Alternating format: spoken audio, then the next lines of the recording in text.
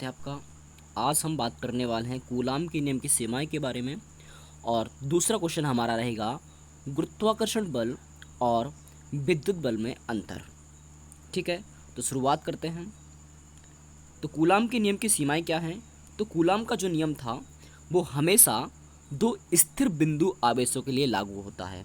ठीक है, यानी कि एक आवेश यहाँ पर है और एक आवेश यहाँ पर है। बेटा ये दोनों आवेश स्थिर होने चाहिए। कैसे होने चाहिए? स्थिर, यानी गतिशील नहीं होने चाहिए। पहली बात तो ये है। दूसरी बात ये है बेटा कि ये बिंदु आवेश होने चाहिए, बड़े गोलीय फॉर्म में नहीं होने चाहिए, बड़े गोला के फॉर्म में नहीं होना चाहिए, बिंदु आवेश होने चाहिए। तो दो चीज़ें तो हो गई।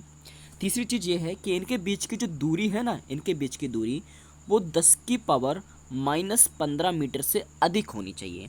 यानी कि इनके बीच की दूरी नाव की दूरी नहीं होनी चाहिए। 10 की पावर -15 को कहते हैं बेटा फर्मी, और फर्मी जो होती है एक नाविकीय दूरी होती है। यानी नाविक का मान जो होता है फर्मी में मापा जाता है बेटा, और एक फर्मी बराबर होता है 10 की पावर -15। यानी 10 की पावर -15 मीटर से कम नहीं होनी चाहिए दूरी, ज़्यादा ही होनी चाहिए, तब कूलाम का नियम लागू होता है। तो पढ़ लेते हैं इसको। पहला लिखा है कि यह नाव की दूरी के लिए लागू नहीं होता है। नाव की दूरी का मान 10 की पावर -15 मीटर से कम होता है बेटा। ठीक है, यह केवल बिंदु आवेशों के लिए लागू होता है। मैंने बताया कि यह केवल बिंदु आवेशों के लिए लागू रहेगा, ये बड़े बड़े गोलीय आवेश के लिए लागू नहीं रहता है। तीसरा है कि दोनों बिंदु आवेश कैसे होने चाहिए? स्थिर, गतिशील नहीं होना चाहिए। तो ये थे कूलाम के नियम की सीमाएं। ठीक है, अगला क्वेश्चन क्या था? तो अगला क्वेश्चन है बेटा, अगला क्वेश्चन क्या है? तो अगला क्वेश्चन होगा आपका कि जो भी गुरुत्वाकर्षण बल और विद्युत बल में अंतर बेटा। ठीक है, इसको पढ़ते हैं। तो बेटा पहला लिखा है कि F बराबर क्या होता है? G m1m2 बटे आर स्क्वायर। इधर लिखा है F बराबर K Q1 Q2 बटे आर स्क्वायर। बेटा m1 जो m2 है यहाँ पर द्रव्यमान है, यानी मास है बेटा। क्या है? द्रव्यमान, मास। ठीक है, G यहाँ पर क्या है? सार्वत्रिक गुरुत्वाकर्षण नियतांक है बेटा। क्या है? सार्वत्रिक गुरुत्वाकर्षण नियतांक, जिसका मान होता है 6.6 बेटा 73 10 की पावर -11 न्यूटन मीटर स्क्वायर प्रति किलोग्राम स्क्वायर। ठीक है, इसका मान होता है। ठीक है बेटा, गुरुत्वाकर्षण बल बेटा m यानी द्रव्यमान, मास पर निर्भर करेगा। और वहीं हम विद्युत बल की बात करेंगे, Q माने कूलाम, यानी आवेश पर निर्भर करेगा विद्युत बल। ठीक है बेटा, जो गुरुत्वाकर्षण यानी दो शब्दों से मिलकर बना है गुरुत्वाकर्षण। गुरुत्व प्लस आकर्षण कितने शब्दों से मिलकर बना है? दो शब्दों से।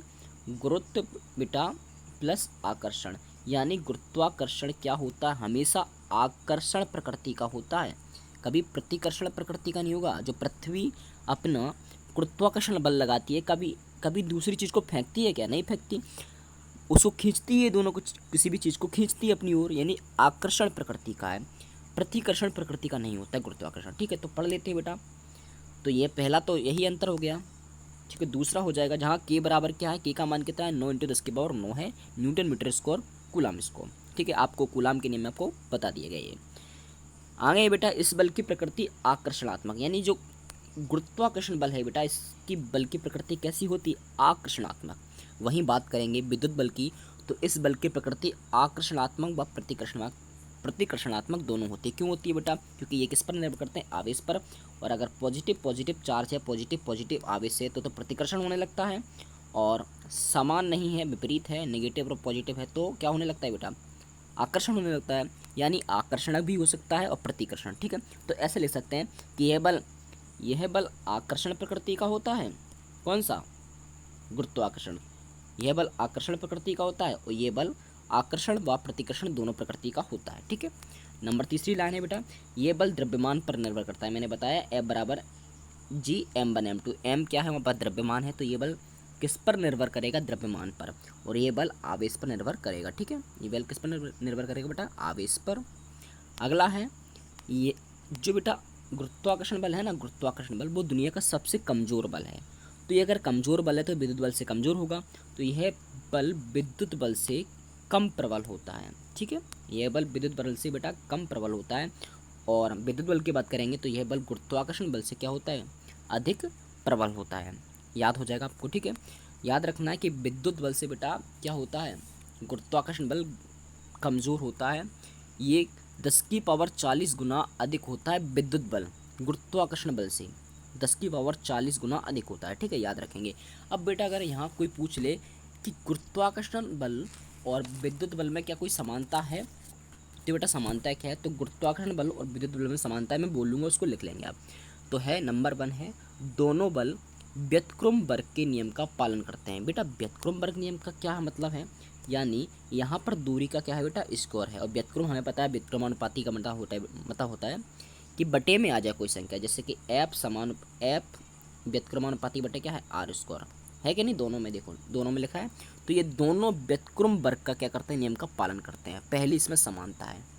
दूसरी समानता बेटा ये है कि ये दोनों संरक्षी बल हैं। कैसे बल हैं बेटा, संरक्षी, कभी भी क्या संरक्षित रहते हैं। ठीक है, और दोनों बल केंद्रीय बल हैं, यानी कि गुरुत्वाकर्षण बल वस्तु के द्वारा लगाया जा रहा है और विद्युत बल चार्ज के द्वारा लगाया जा रहा है। ठीक है, तो बेटा दोनों केंद्र के द्वारा लगाए जाते हैं, केंद्रीय बल हैं। कैसे बेटा, केंद्रीय, यानी हमें पता है गुरुत्वाकर्षण बल पृथ्वी के केंद्र के द्वारा लगाया जाता है और विद्युत बल भी किसके द्वारा लगाया जाता है बेटा, केंद्र के द्वारा लगाया जाता है। दोनों केंद्रीय बल हैं, पहला समानता। दूसरा, दोनों बल संरक्षी बल हैं, दूसरी समानता। और तीसरी समानता है, दोनों बल व्युत्क्रम वर्ग का नियम का पालन करते हैं। ठीक है, ये तीनों आप लिख लेंगे। ठीक है, अगर वीडियो आपको पसंद आई, वीडियो को लाइक करें, चैनल को सब्सक्राइब करना ना भूलें। Thank you so much.